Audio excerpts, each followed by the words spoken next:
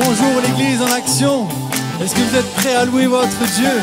Encore ce matin, nous avons des milliers de raisons de le louer. Notre Dieu est bon, notre Dieu est excellent, notre Dieu est tout puissant, notre Dieu est merveilleux, notre Dieu est glorieux, notre Dieu est souverain.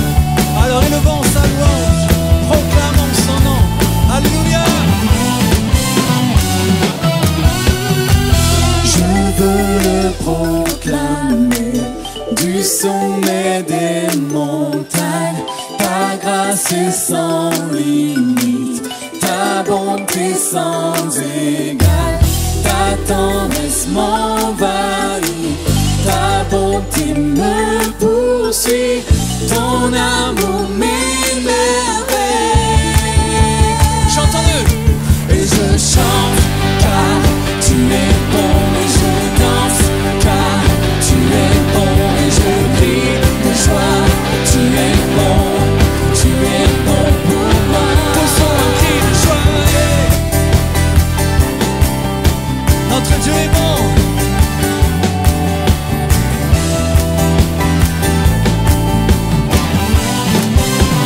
Viens dans tout l'univers.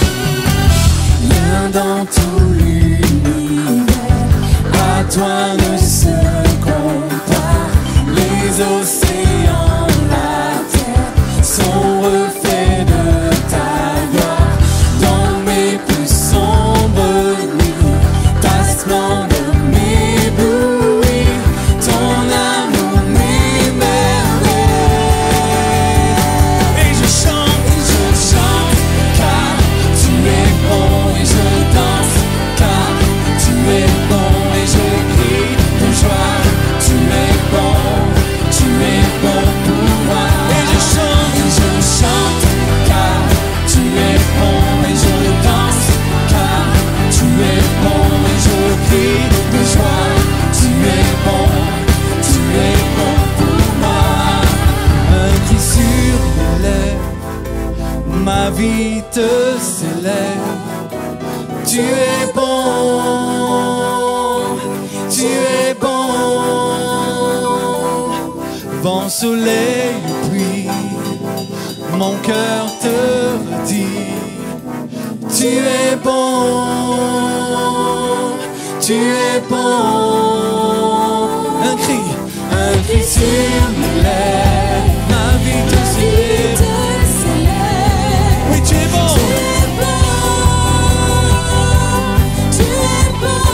En toutes circonstances,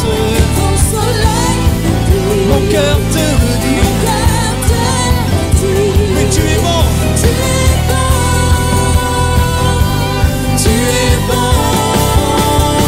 Et je chante. Car tu es bon, et je danse car tu es bon, et je crie de joie. Tu es bon pour moi. Et je chante car tu es bon, et je danse car tu es bon, et je crie de joie. Tu es bon pour moi. poussons des cris de joie. Notre Dieu est bon.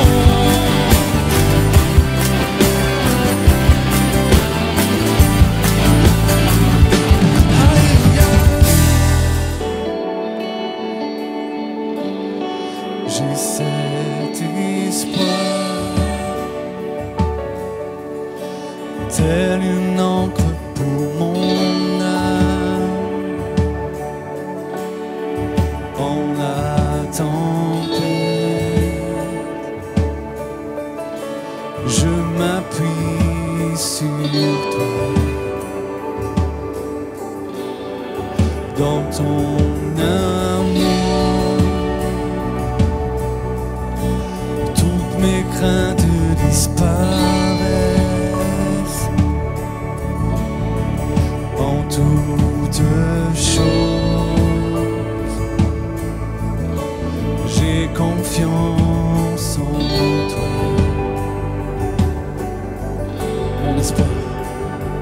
Mon espoir est assuré à la croix. Tu as tout donné, tu nous as rachetés. Cet espoir est une encre pour mon âme, inébranlable est notre Dieu.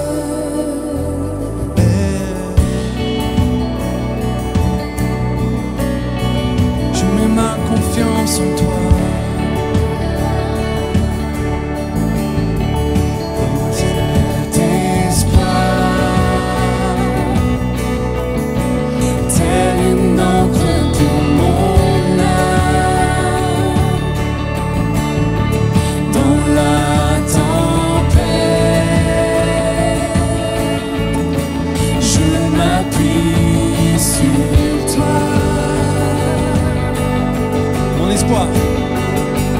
Mon espoir est assuré à la croix. Tu as tout donné, tu nous as rachetés. Cet espoir est une encre pour mon âme, inébranlable est notre Dieu. Mon espoir assuré à la croix. Tu as tout donné, tu nous as rachetés. Cet espoir est une encre pour mon âme, inébranlable est notre Dieu.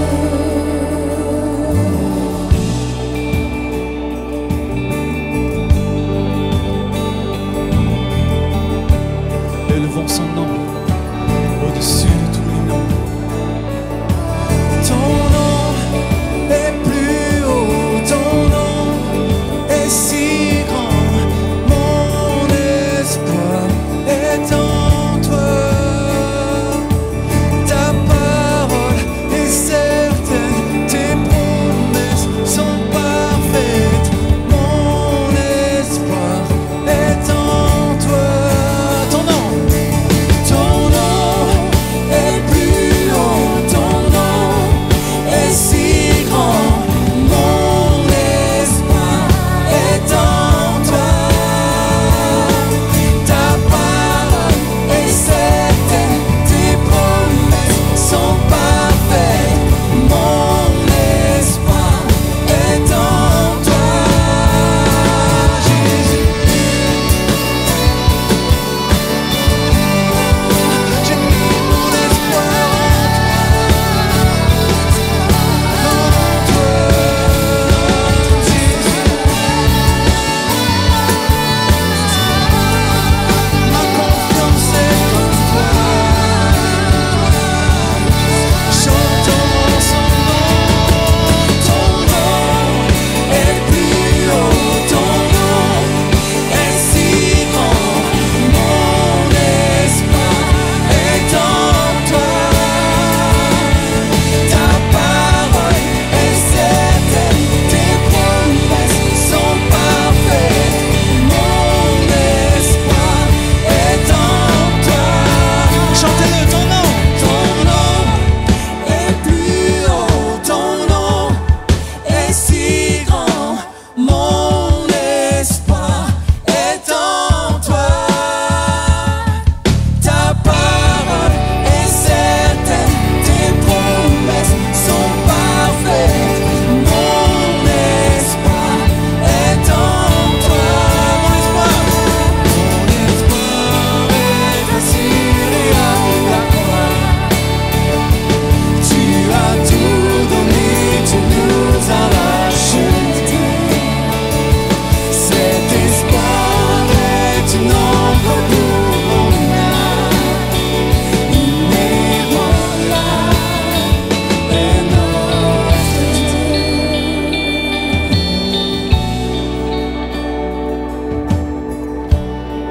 Inébranlable est notre Dieu.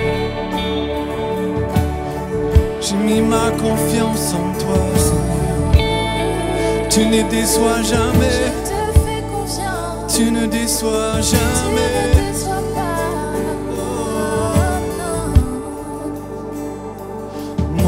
espoir est assuré à la croix. Tu as tout donné, tu nous as rachetés. Cet espoir est une encre pour mon âme. Inébranlable est notre Dieu. Chantons-le encore une fois. Mon espoir est assuré à la croix. Tu as tout donné, Seigneur. Tu as tout donné, tu nous as rachetés. Cet espoir est une encre pour mon âme. Inébranlable est notre Dieu. Alléluia. Élevons la voix devant le Dieu inébranlable, devant le Dieu en qui nous pouvons mettre notre confiance. Seigneur, tu ne faillis jamais, Seigneur Jésus. Tu ne faillis jamais, tu ne m'as jamais abandonné, Seigneur Jésus. Et je veux mettre ma confiance en toi. Te dire merci pour la croix, car c'est là où tu as tout donné, tu as tout payé, Seigneur. Et je veux mettre mon espoir en ta grâce, mon espoir, Seigneur, à la croix. Parce que c'est là, Seigneur, où tu as dit que tes meurtrissures nous guérissent, Seigneur. Tu as pris tous nos fardeaux à la croix, Seigneur.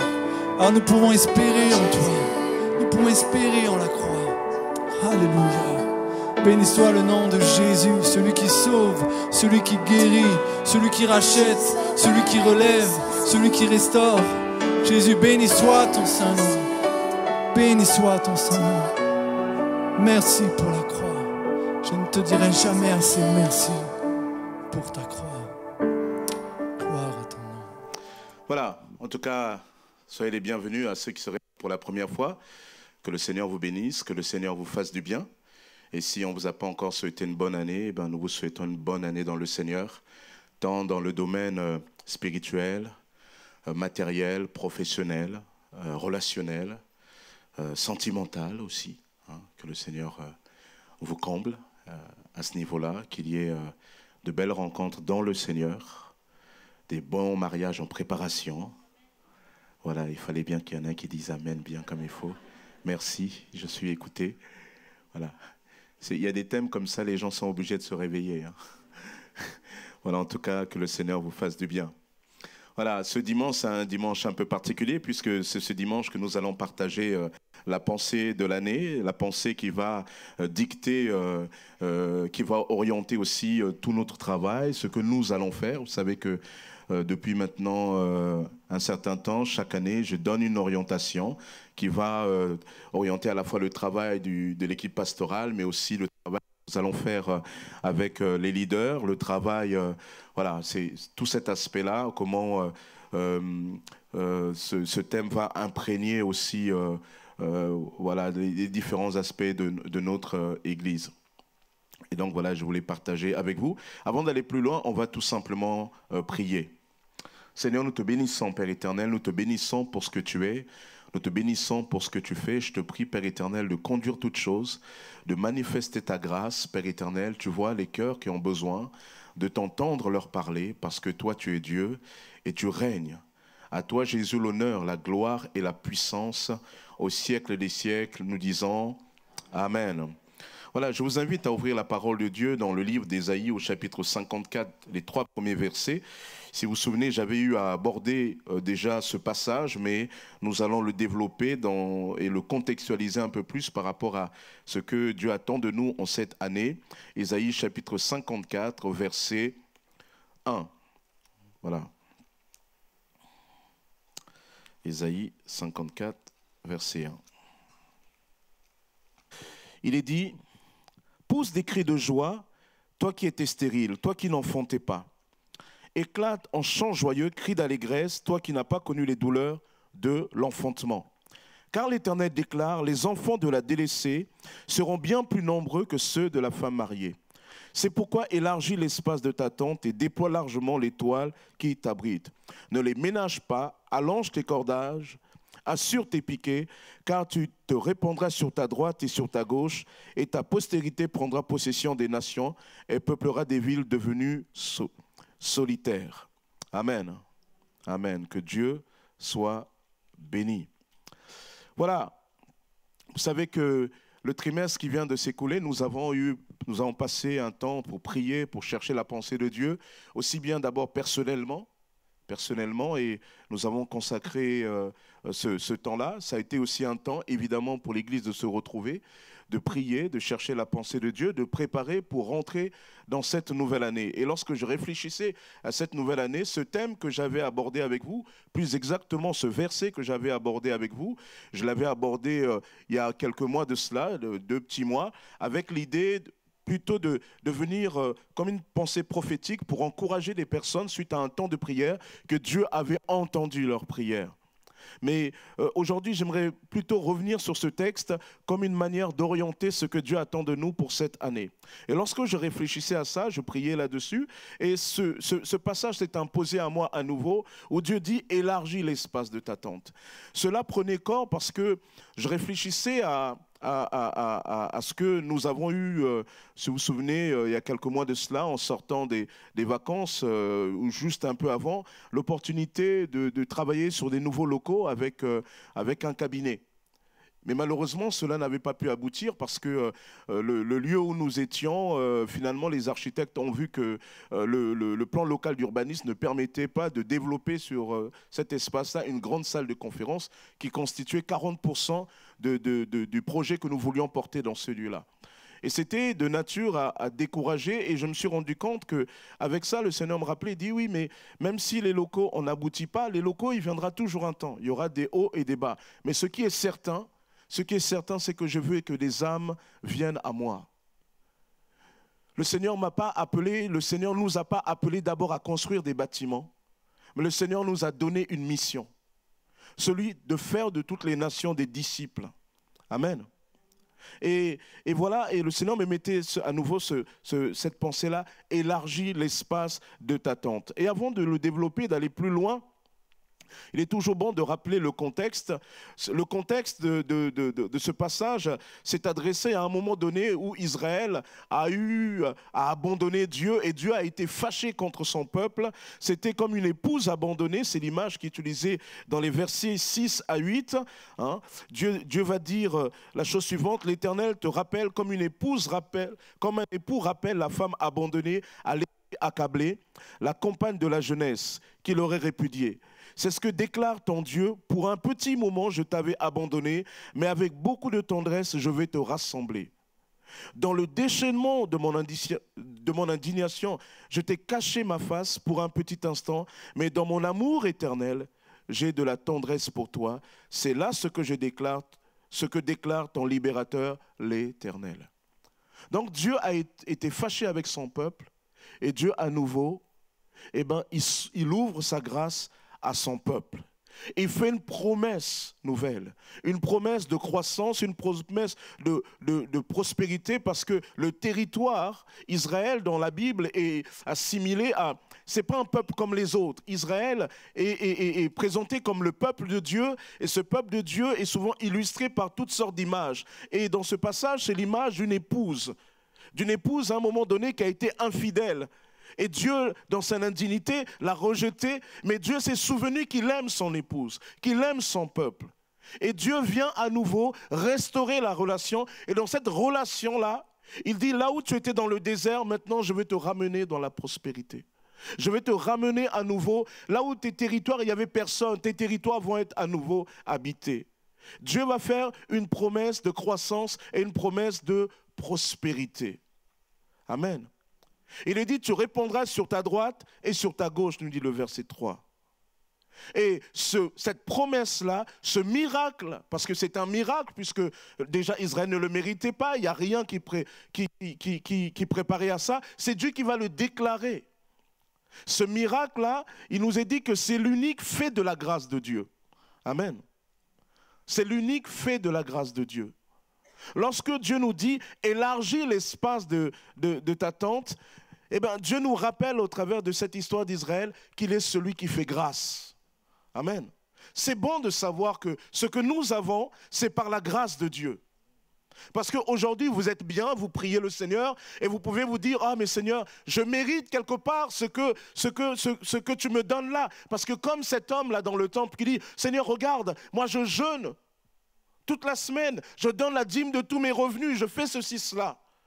Et Jésus nous dit que cet homme est parti vide parce qu'il n'avait pas compris ce que c'est que la foi réelle, la relation avec Dieu. La relation avec Dieu, c'est d'abord une relation de grâce. C'est Dieu qui nous fait grâce. Nous ne le méritons pas. Aujourd'hui, tu peux dire, Seigneur, comme cet homme, voilà, Seigneur, tu me bénis parce que j'ai fait ceci, j'ai fait cela. Mais il y aura des moments, il y aura un jour où tu ne seras pas dans cet état-là. Et si tu crois que ce que tu as, c'est parce que tu as fait ceci, cela, quand il viendra les moments où tu n'auras pas, eh bien, tu auras du mal à rentrer dans la grâce de Dieu. C'est pour cela que même quand tu reçois, même quand tout se passe bien avec Dieu, ne perds jamais de vue que ce que tu as est toujours le fait de la grâce de Dieu. La grâce veut dire que ce que tu as, tu ne le mérites pas. Dieu te l'accorde. La Bible nous dit que notre Dieu est un Dieu lent à la colère, compatissant, plein de grâce. Sa grâce fait qu'il fait briller son soleil sur le bon comme sur le méchant. C'est-à-dire que la grâce de Dieu déborde même au-delà de notre méchanceté. C'est bon de savoir que ce que nous avons n'est pas le fait de quelque chose qui est en nous, mais juste le fait de la grâce de Dieu. Parce que lorsque ça ne va pas, je peux dire, Seigneur, s'il te plaît, je ne suis pas digne, j'ai fait telle et telle chose. Je ne suis vraiment pas digne de rentrer dans ta présence. Je ne suis pas digne que tu me traites comme ton enfant, comme disait le fils prodigue.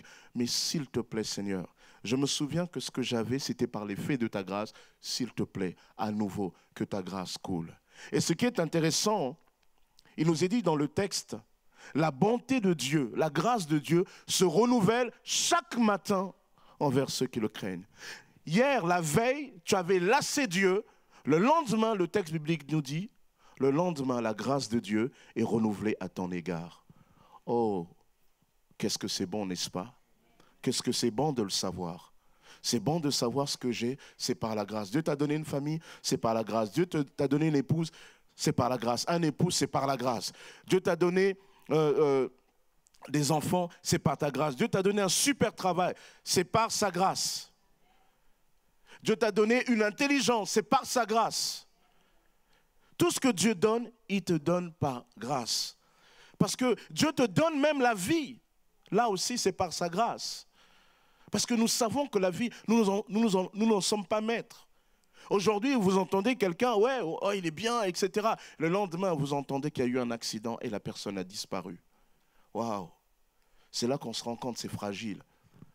Ça, c'est une des choses, même très jeune, j'ai appris. Malheureusement, en tant que pasteur, vous êtes confronté souvent, quand vous accompagnez les familles, à la question du décès. Et j'ai été tellement confronté ces derniers temps à des décès, et souvent à des décès de jeunes personnes. Je me suis dit, mais Seigneur, finalement, c'est vrai, si je suis là, ce n'est pas parce que je suis un pasteur, mais je suis là simplement parce que par ta grâce. Je ne sais pas pourquoi, Seigneur, tu me tiens debout, mais si je suis là, c'est par ta grâce. Et à cause de sa grâce, Dieu va faire une déclaration. Il va dire, les enfants de la délaissée seront plus nombreux que les enfants de la femme mariée. Entre parenthèses, dans ce verset-là, il y a une notion prophétique, parce que la femme mariée, c'est Israël.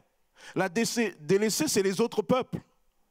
Et Dieu dit déjà là, comme de manière prophétique et de manière lointaine, il viendra Israël un jour de toutes les nations qui seront plus nombreux que toi. Il viendront des personnes qui viendront dans la bergerie de Dieu. Ils formeront un seul peuple. Dieu dit donc, je vais te bénir à nouveau. Mais la seule chose que tu dois savoir, c'est que ce n'est pas ma grâce. Et parce que c'est ma grâce, la seule chose que tu dois savoir, c'est que tu dois te préparer. Tu dois élargir les cordages de ta tente. Alors ici, c'est une tente très moderne. C'est une révolution dans le monde du camping. Ceux qui ont fait du camping, on se souvient quand on faisait du camping, oh là là. Qui a fait des colonies de vacances comme ça, que je vois à peu près comme ça? Ouais, on fait des colos. Vous vous souvenez quand il fallait planter la tente? On allait là-bas, on croyait que il fallait, et souvent s'il y avait la pluie déjà, quand vous êtes des gamins de la banlieue, tout est bétonné, etc. Vous allez dans un terrain, il y a de l'herbe, en plus souvent le matin il y a la rosée ou bien il pleut, et là on vous fait mettre des tentes, quoi. Et là, le truc, c'était il fallait la déployer, comprendre bien le sens, après tirer les cordages et fixer bien les piquets au sol. Si vous ne le faisiez pas, ce n'était pas bon. Et il y avait souvent une première partie, il y avait une seconde partie pour protéger notamment aussi de la pluie. Waouh! C'est un exercice. Alors ceux qui campaient, ils savaient qu'il fallait vraiment bien étirer ça, bien tendre. Maintenant, il y a une révolution. Ils inventent des tentes là. Si vous prenez cette tente, vous prenez, vous jetez comme ça. On a tous vu ça, hein. Excusez-moi, ce message n'est pas sponsorisé par Decathlon, mais je suis obligé de vous dire, voilà, ça c'est simple. Mais quand on parlait des cordages, quand on parlait de ces tentes d'autrefois, notamment, il fallait étendre là. Et Dieu va dire, étends les cordages de ta tente. Qu'est-ce que cela veut dire? Qu'est-ce que cela veut dire pour nous?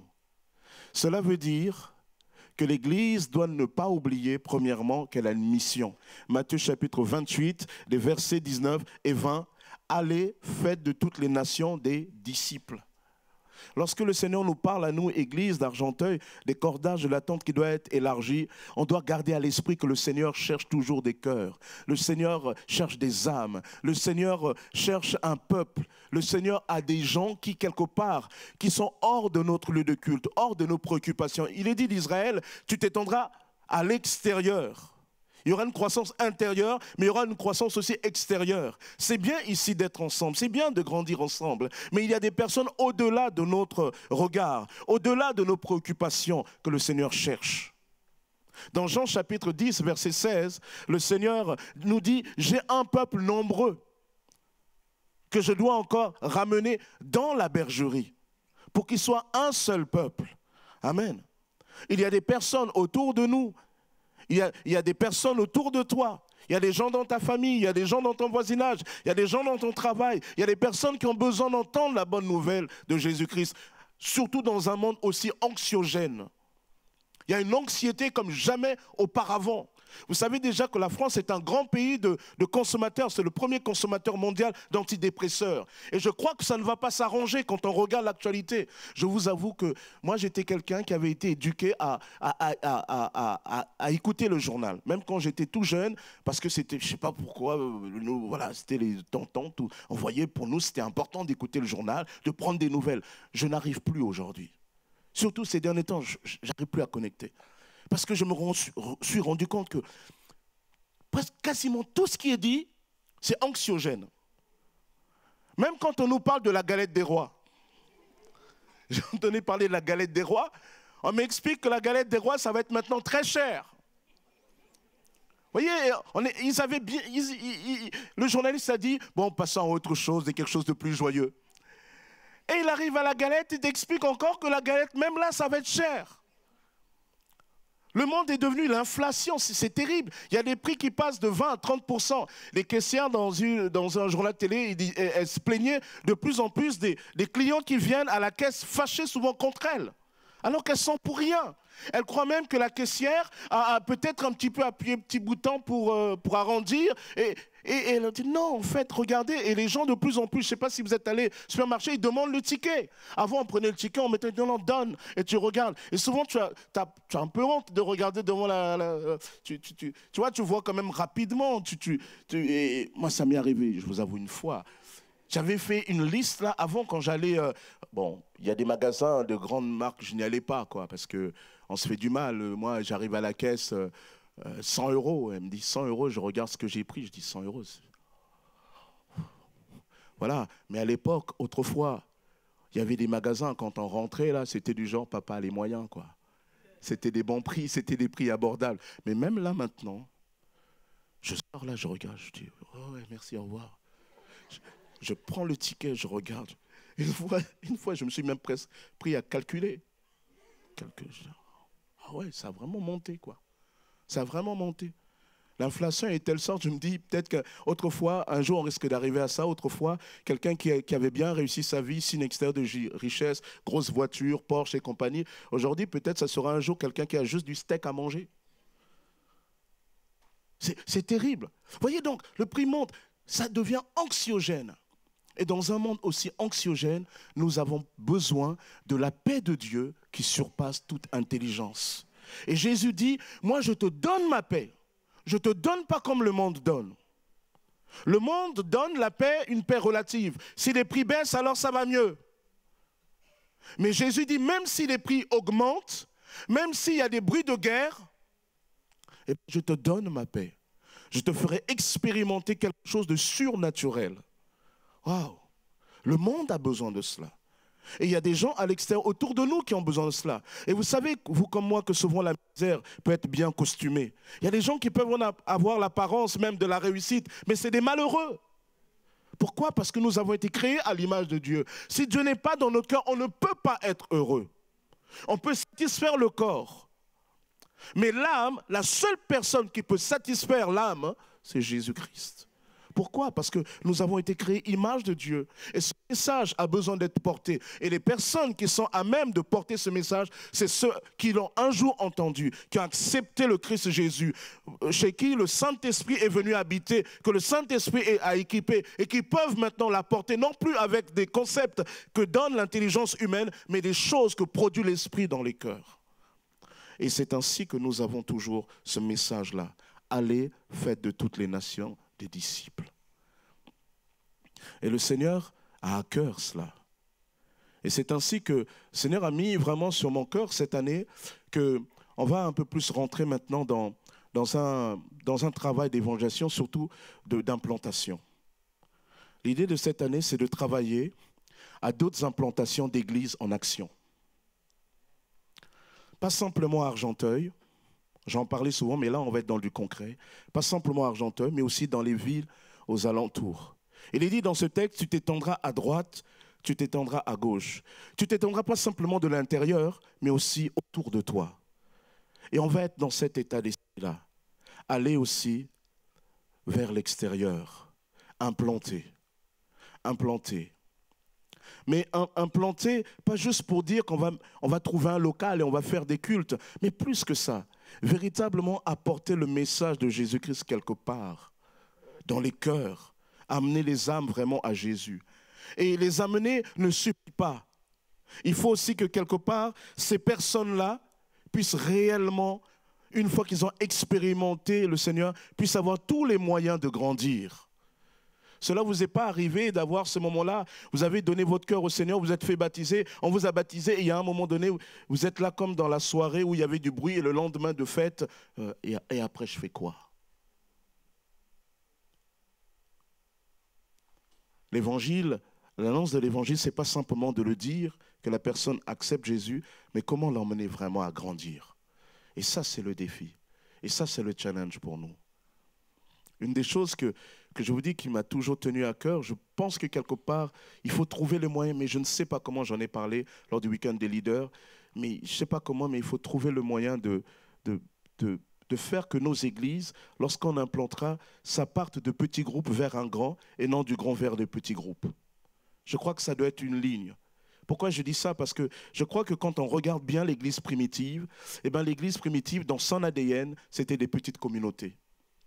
J'aimerais plutôt qu'un jour on puisse non pas dire la grande église, parce que c'est une histoire, ça on ne peut pas revenir dessus, la grande église va se diviser en petites cellules, mais pourquoi pas partir simplement dès le départ de démarrer des petites cellules qui, quand elles se retrouvent, dimanche, eh ben, c'est la rencontre de toutes ces cellules-là. De telle sorte que même si un jour l'église passe par des difficultés, ces cellules-là sont des moyens d'édification, des moyens d'encouragement, etc. Je pense que si nous étions comme ça dans un contexte de Covid, nous aurions vécu ce Covid différemment, même si nous savons que Dieu nous a aidés. Voyez?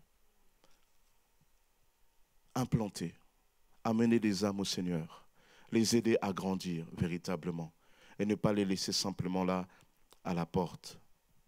Dieu veut faire cela. Dieu veut produire ce miracle. Ce miracle, c'est le Seigneur. Et parce que c'est le Seigneur nous rappellera toujours qu'il n'y a pas de miracle sans aussi la connexion avec lui, sans la prière. Alors on continuera aussi cette année à avoir des temps de prière. Mais en même temps que sera en train de prier, mais en même temps aussi on devra travailler là-dessus. Élargis l'espace de ta tente. Élargis l'espace de ta tente. Ça veut dire quoi? Élargir l'espace de la tente, c'est une autre manière de le dire, c'est la femme enceinte. La femme enceinte, une femme, quand elle apprend, quand un couple apprennent que, eh ben, ils vont avoir un bébé, en général, à partir de là, il se déclenche quelque chose. Ils commencent à préparer la maison, n'est-ce pas? C'est arrivé ou pas aux parents ici? Je suis sûr que les parents qui ont eu des bébés, ce n'est pas la veille que vous vous êtes dit, tiens, je vais aller à Leroy Merlin, à Brico Dépôt, à Castorama, pour acheter le matériel et faire la chambre. Ce n'est pas possible. En général, on s'y est bien pris en amont. Parce qu'en plus, que quand l'enfant arrive, il ne soit pas confronté aux odeurs de peinture, tout ça. Donc, on s'y est mis. Dès les premiers jours, on a commencé. Alors, bien sûr, souvent on dit, oui, mais les 3 premiers mois, c'est sensible, il ne faut pas trop peut-être se lancer. Mais c'est plus fort que vous avez commencé déjà à préparer. Le bébé n'est pas là, mais vous avez commencé déjà à préparer la chose. N'est-ce pas? Alors, certains vont dire, oui, mais pasteur, quand c'est différent avec un bébé, parce que le bébé, on le sent, etc. Oui, mais le bébé, tu peux sentir, mais cela ne veut pas toujours dire que la grossesse va aboutir. Et mon épouse et moi, nous en savons quelque chose. Voyez. Mais pour autant, vous avez commencé à vous préparer. Élargir l'espace de sa tente, c'est comprendre que Dieu va dire, eh ben, il y a en toi un enfant qui est dans ton ventre, en tant que communauté, je parle. Il y a un enfant qui est là, maintenant tu dois te préparer à bien l'accueillir. À bien l'accueillir. Et élargir l'espace de la tente, donc c'est se préparer. C'est se préparer. Je vous avoue, j'en ai parlé dans la rencontre de leaders. Se préparer, j'ai quelques idées, mais il y a des choses, je ne sais pas. Je ne sais pas. C'est pour cela que pendant à peu près, jusqu'à septembre, on va souvent plutôt avoir des moments de travail, des réunions de travail avec différents groupes. On a commencé déjà à amortir du travail avec notamment l'équipe pastorale. Par exemple, on a déjà constitué une équipe d'une 50aine de personnes. Certains se reconnaîtront, on est allé vers vous, on a commencé à identifier des personnes, une 50aine de personnes, parce qu'on s'est dit que c'est vrai que quand quelqu'un se donne au Seigneur, eh bien, il a véritablement besoin d'un grand frère, d'une grande sœur pour l'accompagner. Ça y est, on a amorcé, on a constitué un groupe d'une 50aine de personnes. Et cette année, l'objectif sera de former ces personnes-là pour qu'ils puissent véritablement accompagner. Quand quelqu'un se donne au Seigneur, eh ben, il a un grand frère, il y a une grande sœur qui peut aider cette personne. Université Connexion va bientôt aussi arriver à son lancement, j'en parlais, parce qu'on veut un peu plus digitaliser ça. Voyez, il y a tout un ensemble de travail. On a commencé déjà à échanger avec quelques-uns sur la place que devrait avoir le digital. Là aussi, on va voir comment Dieu va nous conduire. Il va y avoir de la formation et on voit déjà des choses évoluer, des personnes qui s'engagent aussi bien à Musique Connexion que dans d'autres, mais il y a besoin de se former. Se préparer, c'est se former. Ce n'est pas parce que tu as l'onction de Dieu, ce n'est pas parce que tu as une connaissance que tu n'as pas besoin d'être formé. Tu as besoin d'être formé. Amen. Et ça, c'est ce travail-là. Vous allez me dire, mais alors on va faire complètement comment? Je ne sais pas complètement. Ça va être le fruit aussi de tout ce temps de travail. L'idée est de travailler là bien pour que à partir de septembre, eh ben, on est clairement, septembre 2023, identifié les différents lieux d'implantation, la manière qu'on va le faire et avec qui on va le faire et du coup, vraiment lancer ce travail-là. Donc il y a ce temps-là qu'on va mettre en place. J'espère en tout cas que tu pourras prendre place. Prendre place pourquoi? Parce que élargir l'espace de sa tente, c'est rentrer chacun aussi pour sa part dans l'appel que vous avez reçu de la part du Seigneur. Je l'avais dit dans ce temps, dans le trimestre dernier où on était dans un temps de prière, où j'avais dit qu'il y a des personnes à qui Dieu va vraiment mettre un appel sur le cœur. Et j'espère que tu as reçu cet appel sur le cœur de la part du Seigneur. Viens partager avec l'équipe pastorale. Viens partager avec nous. On veut t'accompagner. Parce qu'il y a des fois, c'est comme dans la Bible. Le jeune Samuel entendait l'appel de Dieu, il a eu l'appel de Dieu, mais il avait besoin d'être accompagné. Tu as besoin aussi d'être accompagné. Parce qu'il est temps de rentrer dans l'appel de Dieu pour toi. Et ça, je le dis, hommes et femmes, indifféremment. Oui, il y a des femmes ici, à qui le Seigneur aussi met un appel particulier pour la vie. Alors peut-être certaines femmes n'y croient pas parce qu'elles se disent « Oui, mais moi je ne veux pas être pasteur, etc. On n'a pas de femme pasteur. » Mais le service de Dieu ne se résume pas au pastorat. Le don pastoral ne s'exprime pas qu'au travers du ministère pastoral. Le don pastoral s'exprime aussi autrement. Alors si tu as reçu quelque chose, il est temps que tu répondes à l'appel de Dieu. Alors bien sûr, on peut avoir du mal à répondre à l'appel de Dieu, parce qu'il est dit, ne ménage pas, car tu te répandras sur la droite et à la gauche, et ta postérité prendra possession des nations. Mais il est dit au verset 2, ne les ménage pas, déploie largement l'étoile qui t'abrite, ne les ménage pas, allonge tes cordages, assure tes piquets. D'autres versions disent, ne regarde pas à la dépense. Ne regarde pas à la dépense. Ça veut dire qu'il y a un moment donné, le Seigneur dit, ben voilà, c'est là que tu dois concentrer ton énergie. Ne regarde pas à la dépense, c'est-à-dire qu'il y a des fois tu dépenses pour plein de choses, mais si tu te dépenser quelque chose, si tu dois mettre les moyens, c'est là. Mais ça veut dire aussi quelque part, coûte, ça coûte. Ça coûte en temps, ça coûte peut-être aussi en argent. Et vous savez que l'argent, chez nous ici, n'est pas un tabou, mais quelque part, il doit avoir la bonne place. Ici, on ne fera jamais le culte de l'argent. Voilà. Nous croyons que l'argent ne vient, ce n'est pas l'objectif. L'argent vient, et un des moyens qui vient servir le projet de Dieu. Amen. Il ne faut pas en faire autre chose que ça. Parce que l'argent, quand on commence à être trop attaché, même en tant que communauté, ça devient malsain. Ça devient malsain. Et je refuse que Dieu nous garde ces communautés où lundi, mardi à la réunion, on parle des offrandes. Jeudi à l'étude biblique, on parle de la dîme. Vendredi, on parle de la générosité. Samedi et après, non, non, non. Ça, ce n'est pas l'église de Jésus. Ce n'est pas ça d'abord Jésus. Ce n'est pas ça d'abord l'église. On n'achète pas Dieu. Que Dieu nous garde de ça, véritablement. Si un jour je rentre dans ce délire, venez me voir, s'il vous plaît. Sauvez-moi. Et oui, sauvez-moi. Parce que nous devons être gardiens les uns des autres. Dis, pasteur, tu avais dit là tu commences à rentrer dans ton délire là, de l'argent. Mais bon, béni soit le Seigneur, on n'en est pas là. Mais ça demande des moyens.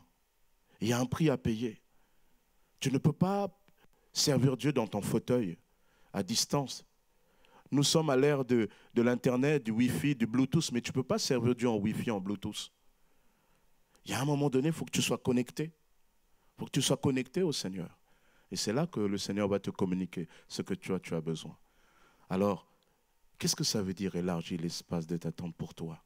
Réfléchis encore. Prie le Seigneur. Mais cette année, c'est ce que nous voulons véritablement faire. Ne regarde pas la dépense, ça veut dire qu'il y a quelque part aussi un coût, un prix à payer. Concentre ton énergie là où il faut. Alors, bien sûr, c'est jamais évident quand le Seigneur nous dit élargis.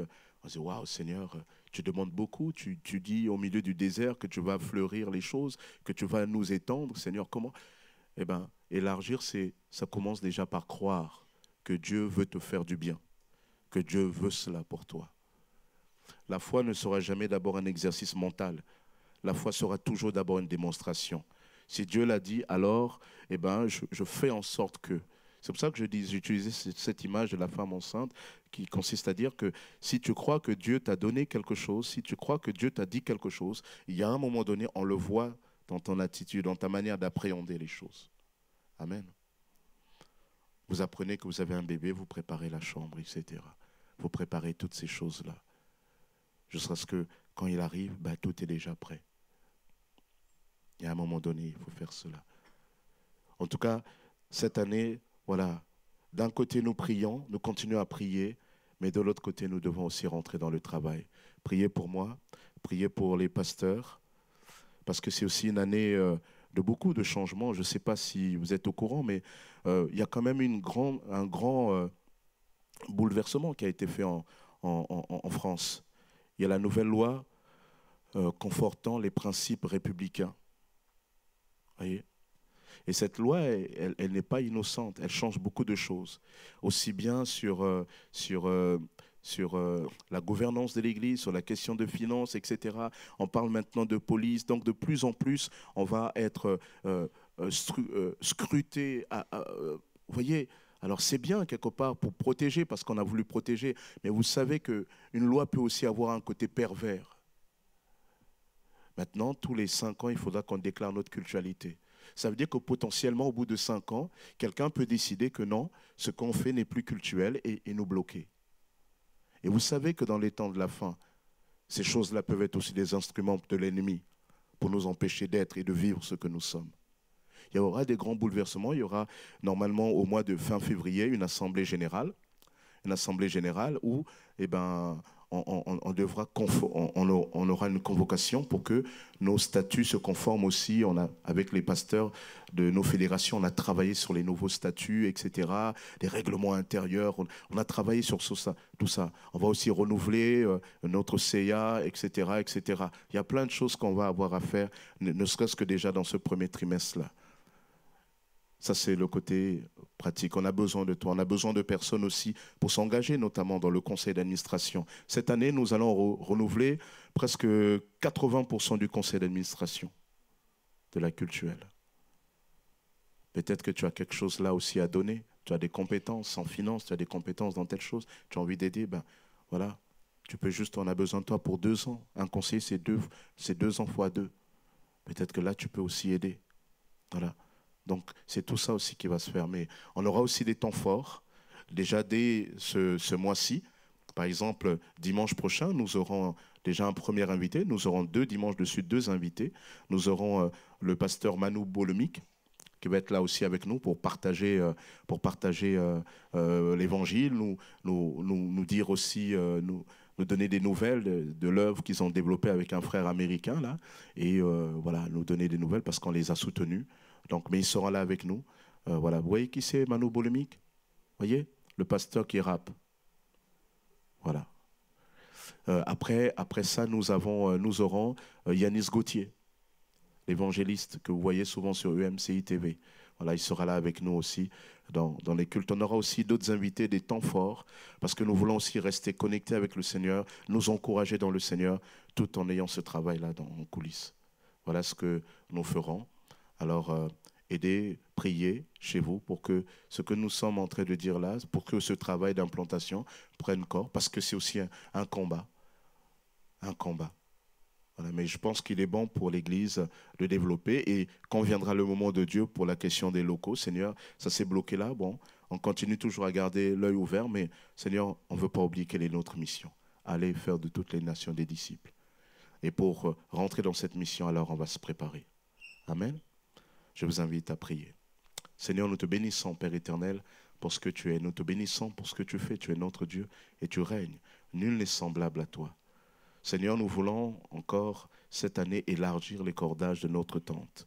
Seigneur, il y a tellement de choses que nous voulons faire, mais Père, permets-nous de ne pas nous disperser. Permets-moi de ne pas me disperser. Seigneur, que nous puissions vivre quelque chose de véritablement nouveau. Pas simplement dans le verbe, mais dans la réalité. Seigneur, aide-nous. Regarde les compétences des uns et des autres. Aide-nous à rentrer vraiment dans cela, Père. Dans le nom puissant de Jésus. Regarde ces territoires qui ont besoin de ta grâce.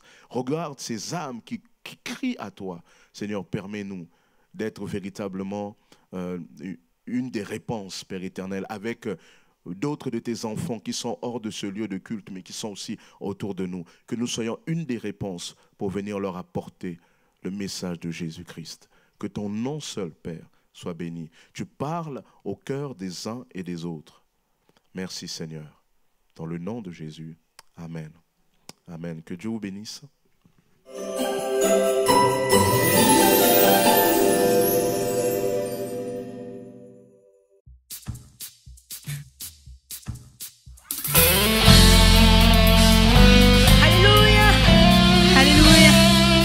Est-ce que tu crois que Dieu peut faire beaucoup de choses dans ta vie ce matin?